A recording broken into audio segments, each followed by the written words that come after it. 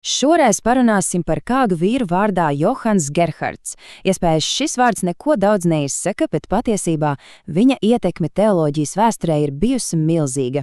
Tad kāpēc mēs par viņu esam tik pamatīgi aizmirsuši? Mēģināsim to noskaidrot.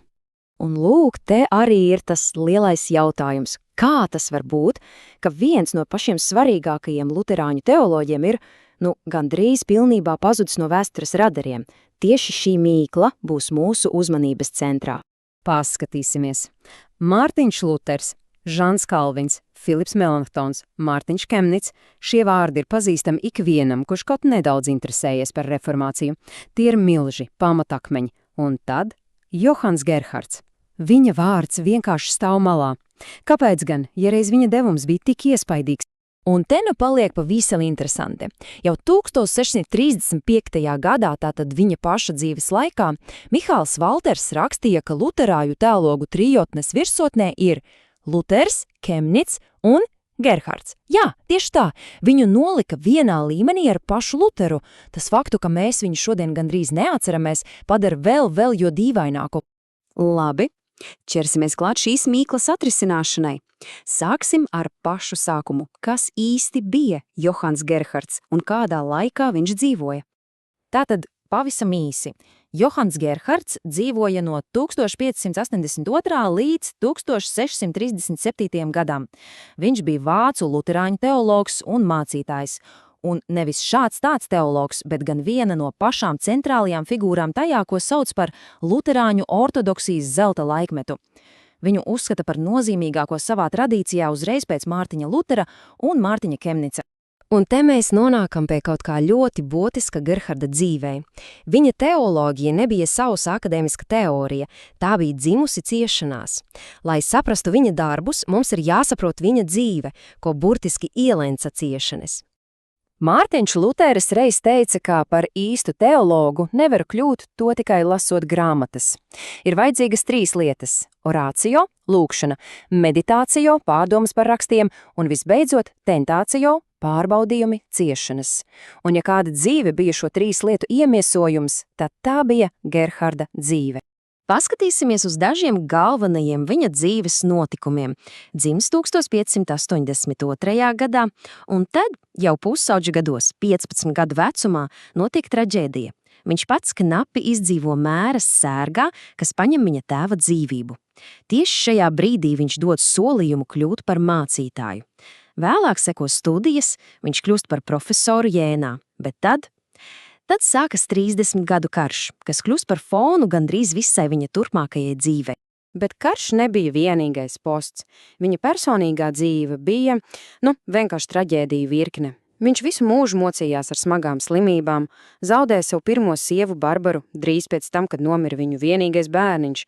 Ar otro sievu Mariju viņam bija 10 bērni, bet vēl 4 no tiem viņš apglabāja savas dzīves laikā.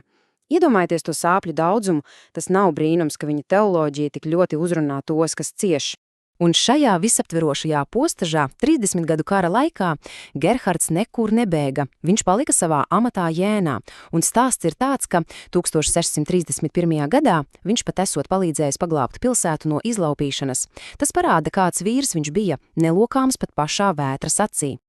Visa šī pieredze, protams, atbalsojās viņa darbos. Un kādi tie bija darbi? Tie bija patiesi monumentāli. Paskatīsimies tuvāk. 4500. Tas nav telefona numurs. Tāds ir aptuvenais lapušu skaits viņa galvenajā darbā Loci Theologici. 4500 lapušu. Tas ir vienkārši gigantisks apjoms, kas liecina par viņa domu neticamo dziļumu. Un daudzi uzskata, ka šis darbs savā jomā joprojām ir nepārspēts. Bet kāda tad bija viņa metode, kā viņš strādāja? To var sadalīt 3 pamatprincipos. Pirmais un galvenais – pamats ir svētie raksti. Viss sākas un beidzās tur. Otrais – viņš ļoti dziļi iedziļinājās agrīno baznīcas tēvu rakstos, viņš sarunājās ar tradīciju. Un trešais, kas iespējams ir pats svarīgākais – viņa rakstīšanas mērķis. Tas vienmēr bija praktisks – sniegt mierinājumu, palīdzēt ticīgajam viņa dzīvē. Labi, atgriezīsimies pie mūsu sākuma jautājuma, kāpēc tik nozīmīgs autors tika aizmirsts? Izrādās, tam ir vairāki iemesli. Pirmkārt, vēsturnieki šo periodu starp reformāciju un pietismu mēdz tā kā pārlekt pāri, tāds pazudušais gadsimts. Otrakārt, valodas barjera. Viņa lielākais darbs Lokits bija latīniski. Kad latīņu valoda vairs nebija akadēmiskās saziņas valoda, darbs kļuva nepieejams. Un treškārt, viņa darbi, kas bija vāciski un līdz ar to pieejamāki, bija vairāk garīga, nevis akadēmiska satura, tāpēc daudz vienkārši nepamanīja, cik dziļš domātājs viņš patiesībā bija. Un te mēs nonākam pie paša Gerharda būtības. Viņa teoloģija nebija domāta tikai prātam, tā bija domāta sirdī. Viņš bija gans, kas rūpējās par tiem, kuri cieš un meklē mierinājumu. Gerharda lielais talants, viņa gudrība, bija prasme paņemt sarežģītas, dziļas teoloģiskas patiesības un padarīt tās, dzīvas un praktiskas. Viņš prata parādīt, kā šīs idejas sniedz reālu mierinājumu reāliem cilvēkiem. Un pats galvenais mierinājuma avots viņa darbos vienmēr ir Kristus augšām celšanās. Paklausieties, cik skaisti un mierinoši tas skan viņa mierinājuma rokas grāmatā. Vāja ticība joprojām ir ticība. Tavs pestītājs Jēzus Kristus nenolauzīs ieplīsušu niedri, nedz izdzēsīs kūpošu degli. Cik daudz līdzjūtības ir šajos vārdos? Tas ir vēstījums ikvienam, kurš jūt, ka viņa ticība ir vāja vai gandrīz izdzisusi. Pat tad ar to pietiek. Un šī praktiskā pieeja ir redzama it visur. Piemēram, te ir viņa 5 punkti, kā sagatavoties svētīgai nāvei. Paskatieties uzmanīgi, katrs solis ir kā spogulis tam, ko darīja Kristus – lūgšana, piedošana, rūpes par tuviniekiem, cerība uz mūžīgo dzīvi un sevis uzticēšana tēvam. Viņš pat nāvi padara par ceļu, kurā var sekot Kristum. Teoloģija kļūst par dzīves un arī nāves ceļvedi. Labi, bet ko tas viss nozīmē mums šodien? Kāpēc mums būtu jālasa kāds, kurš dzīvoja pirms 400 gadiem? Atbilde, manuprāt, ir ļoti vienkārša, un to var pateikt īsi. Viņš piedāvā dziļumu laikmetā, kas bieži vien ir tik virspusējs. Un tieši tāpēc viņš atkal kļūst aktuāls. Viņa darbi ir kā stabils ankurs mūsu nemierīgos laikos.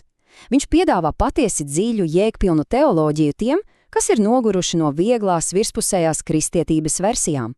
Un viņa tēmas – ciešanas, cilvēka personība, cerība – tās ir mūžīgas. Tās uzrunāja cilvēkus toreiz un uzrunā mūs tagad. Tāpēc noslēgumā atstāsim šo jautājumu pārdomām.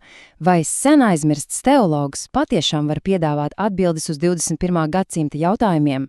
Skatoties uz to, kā interese par Johanu Gerhardu atgriežas, šķiet, ka daudzi sāk domāt, ka atbilde ir pārliecinošas jā.